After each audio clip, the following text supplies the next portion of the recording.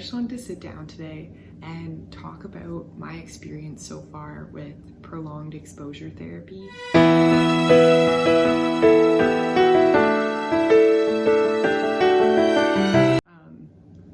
Now, I filmed a video before my first session had started. I'm about to do my first counseling session via Zoom.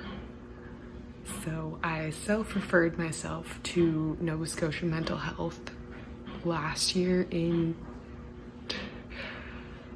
October, maybe 2019. And I had an initial intake in December and they referred me to a trauma specialist. And then that appointment was canceled because of the virus, of course. And it was supposed to be in March of this year. And then, yeah, so it was canceled. Didn't know what was happening. And then I checked the mail literally 2 days ago. And I had another appointment for this Friday. So they called me and it's actually going to be over Zoom. So video conference situation, and I think it's just another intake. So those are always a little awkward. I've had quite a few of them. I always just get really nervous. And I don't know if it's the trauma or the people pleasing or what, but I feel the need to like do well in therapy or counseling, or like feel the need to please them, which is strange. I'm like, can I get a good grade in therapy? I'ma try. Like, what the fuck? So we'll give this a go. But yeah, try not to psych myself out too much. It's in 28 minutes. As you can tell, I am super anxious just based on my body language and movements. Kind of feel like I'm gonna cry. Kind of feel like I could puke. But let's just give this a try. And yeah, I'll talk to you guys after. Let you know how this goes. Wait. All right, well, that is done. It was an experience. Really liked her though. Seemed nice, seemed caring, intense. Definitely went to some places I have not been in a while. Yeah. That was about an hour and a half. And yeah, my brain is kind of done. So I started prolonged exposure therapy in April for PTSD, and it's been a time. I'm going through the thick of it, I think, right now. The avoidance tendencies are high. I don't want to do it, but the only way through it is through it. And that's the hardest part, I think, about healing, is I've been stuck in these survival ways for so long, and they've helped me cope and stay numb to what's going on around me for so long. And now all of my feelings and emotions are bursting to the top, and I'm way more composed than I was maybe a year ago. I've been doing a lot of work on myself, on healing outside of professional therapy as well, but I think without it I wouldn't have been able to get to the point I am. I really held off and avoided getting help for quite a while, about 5 years, too long, I would say, and it was detrimental to my physical health, mental health, some of my relationships. It was hard. I wouldn't wish it on anyone, ever. And if you're going through this, know you're not alone. And I'm here, I hear you, I see you. You're working so hard. And sometimes you just need that validation, honestly, to keep going. And that's why I kind of wanted to make a video like this, is for me, myself as well, to look back on. But also for others out there that are going through this journey. Prolonged exposure therapy starts out with, I guess, you explaining everything you've been through, and what's been causing a lot of your problems, or what you think's been causing a lot of your problems. And the social worker I'm working with is incredible. She's so kind, and I really feel heard working with her, which is been amazing. I've had experiences with others where it's not the case. So if you're just starting out, just found a therapist and you don't think it's working, try a different one. Literally just tell them, move on to the next one. They know that they're not a fit for everyone, but there is someone out there for you that will be able to validate what you're feeling. Now, I've had experiences with counselors, therapists, psychiatrists that have gotten my birth date wrong, gotten my name wrong, just completely invalidated me as a person just right off the bat, and you don't feel heard in that case. Like, why would you want to go through with therapy from someone who cannot even remember like a simple fact about you that you just said that they wrote down, and they wrote it down wrong? Like, it just makes you feel like you're not being heard, you're not being listened to. It sucks, and you don't deserve that. No one deserves that. So get out of there.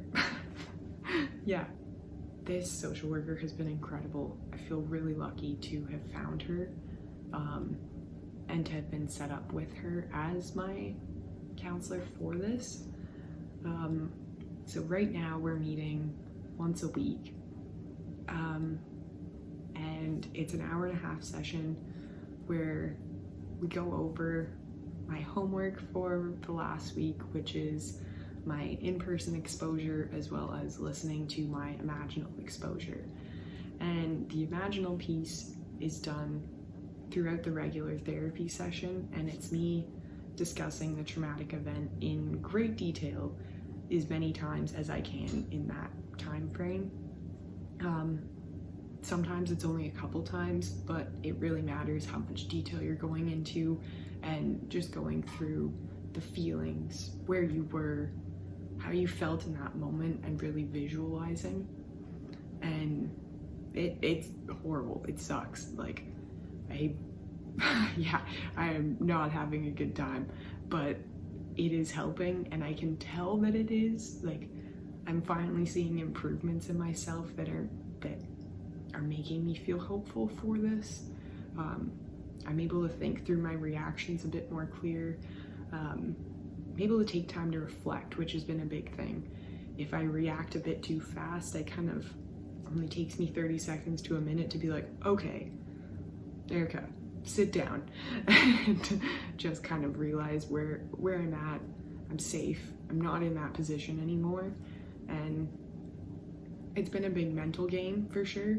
A lot of talking myself through random situations.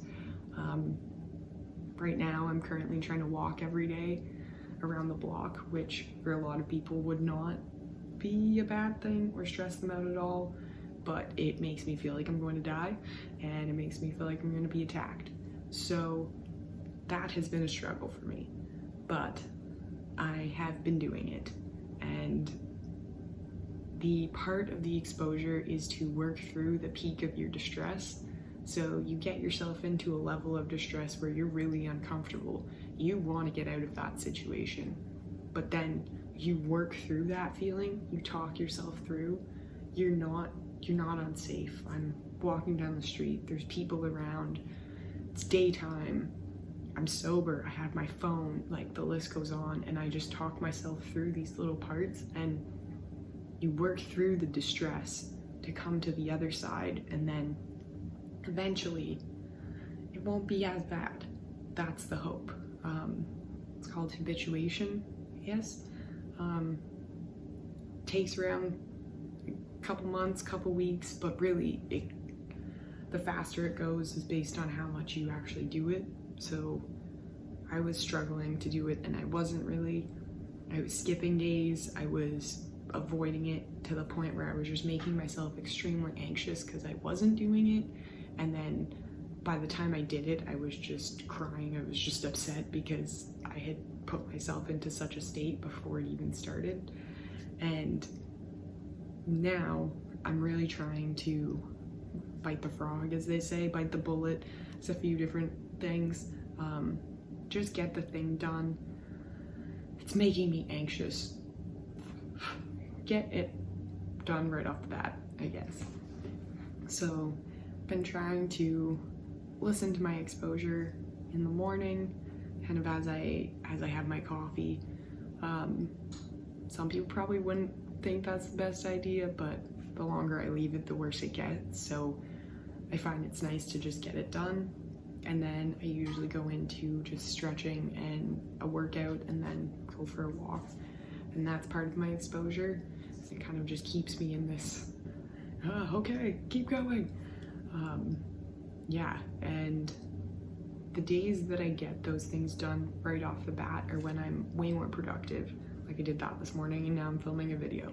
So it just sets the precedent for the rest of my day, and that's it. Like I'm kind of realizing I have to make decisions for myself that, like, normally in my survival mode I would choose one thing, but now in the healing mode I have to choose another. So that's been a big struggle for me, but it has been getting better and it has been getting easier. And I don't want this whole video to just be like, oh, here's all the things I've been doing, oh, they suck. This has really been helping. And if you're hesitant on doing therapy, if you're hesitant on reaching out to a counselor, I encourage it 10,000%. I'm doing mine online currently, just via Zoom, and it's been really nice being able to be in my own home, and I don't have to try and drive home after the session, which is also good. So who knows, maybe this is the perfect time for you to try out therapy. There's a lot of services that are covered by your province. For me in Canada, there's also a lot of online services now that you can talk to someone online, give them a call. I'll link some of those down in the description box below for anyone that's struggling or wanting more resources. Also, a few more things that I do to help myself when I'm not able to go to therapy or kind of talk to someone and have it validated. So I'll give you guys a few suggestions there. So one of my new favorite options is actually a YouTube channel that I've been watching, and Overcoming PTSD, that is what it's called. So she does quite a few videos actually, about overcoming PTSD, parts of depression, the difference between healing and coping, and I'll link her channel here, and you should definitely go check her out if you're struggling or just don't have access maybe to a counselor right away. Her videos are great to just kind of get you started in thinking about your feelings, maybe thinking about where you're at. Her videos have been helping me a ton. So yeah, resources online are incredible, but be wary about reading into other people's stories.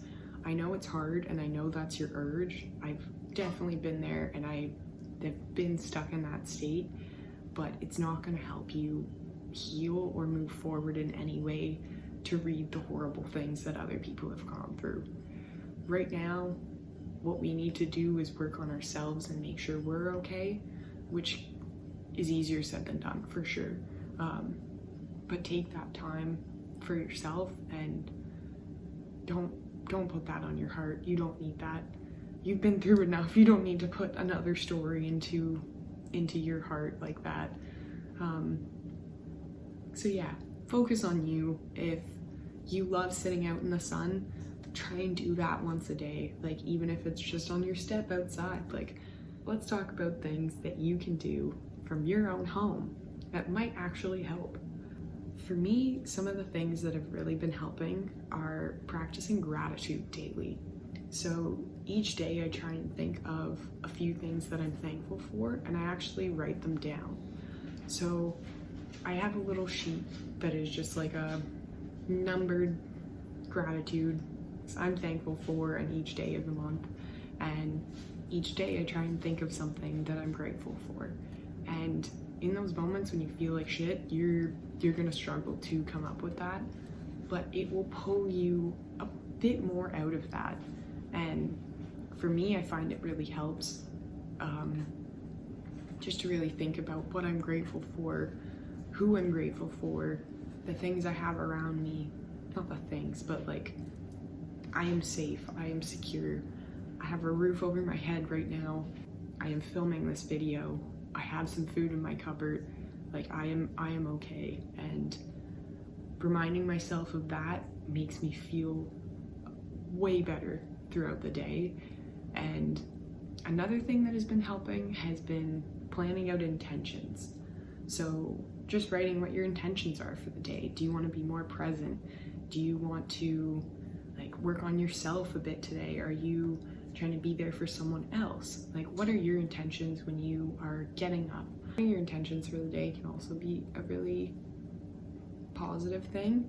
I also find that journaling in the morning has been really beneficial, even if it's just a few sentences or a few words, but actually just getting those thoughts on paper has really helped me think straighter, be a bit more emotionally equipped.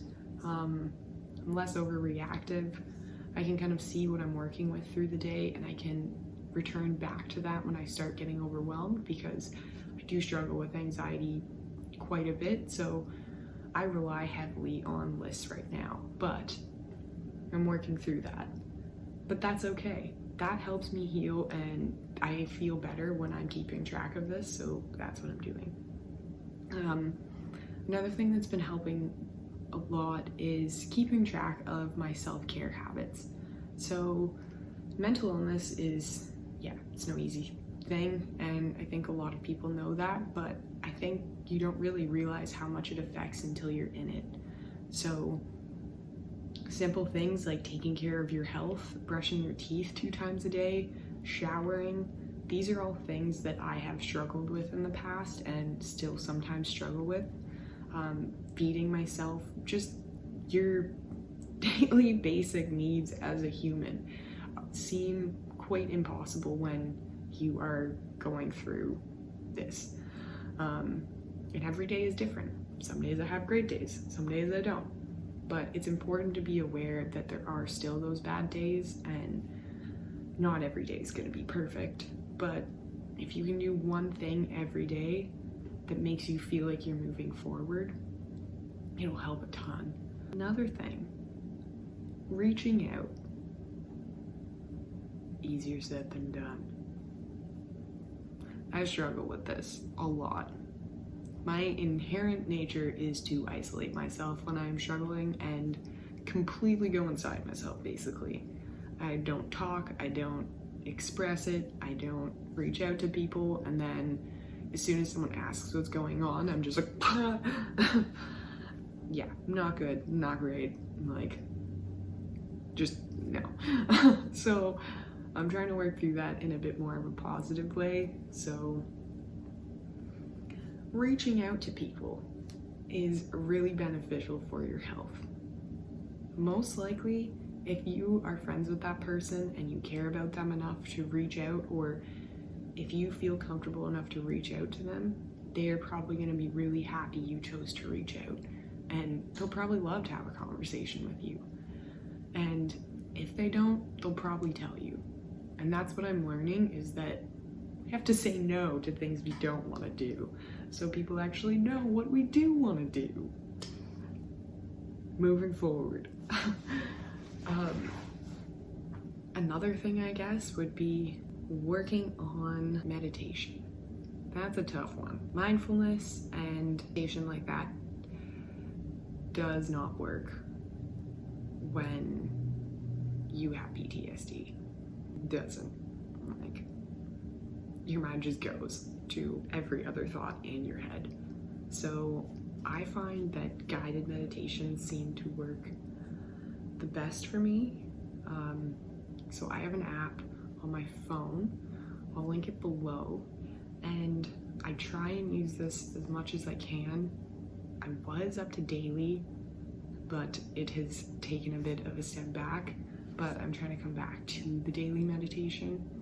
And this app's been great. They have like ones for grounding yourself, feeling gratitude, patience, compassion, a bunch of different things, and it really puts me in a different headspace after. Sometimes they're only 10 or 15 minutes long, but they really kind of talk you through your mental state, basically. Yeah, I'll link that below. The app actually does a quiz based on how you're feeling before. So physically, do you feel like garbage? Put that in. Well, it's like poor, you know. And then mentally, how do you feel? And then it gets you to list some of your emotions as well. And if you're anxious, if you're feeling a lot of anger, guilt, anything like that, and then it'll tailor your guided meditation based on how you're actually feeling. So it'll present a few options for you to choose, and then yeah, you can just choose one of them. And yeah, they're usually about like 5 to 15 minutes, I would say. If you get the premium version, you can get longer ones. But the free one was good for me for quite a while. I just ended up getting the premium version a bit ago, and I just got the year subscription because I was using it quite a bit. But the free version works incredible. There's a ton of things you can listen to, and I'll just link that below. Yeah, free app, great things you can do from home. Another thing you can do to, I guess, improve your healing and keep yourself moving forward would be to focus on yourself and your overall health. Now, this is easier said than done, and I find for me personally, it's been a lot easier when I have a why to motivate me. So that's just like a purpose, a reason I am doing this. So I want to take care of myself. I want to be a better person. So I am more pleasant to be around for my partner, for our future kids that we want to have. I want to be a good mother, and I do not want to pass on my trauma to my kids. And I don't have kids, but I'm at the age where I'm thinking about it, and I do not want to carry on a cycle. I am breaking this dead in its tracks. Regardless of how I do it, I am like set in stone that is happening. And that is my why. That is what is pushing me. That is what is grounding me. And once I found that, my healing had a very big breakthrough. So whether that's taking some time to reflect, sitting in silence, thinking about what's important to you and what your reason for healing is.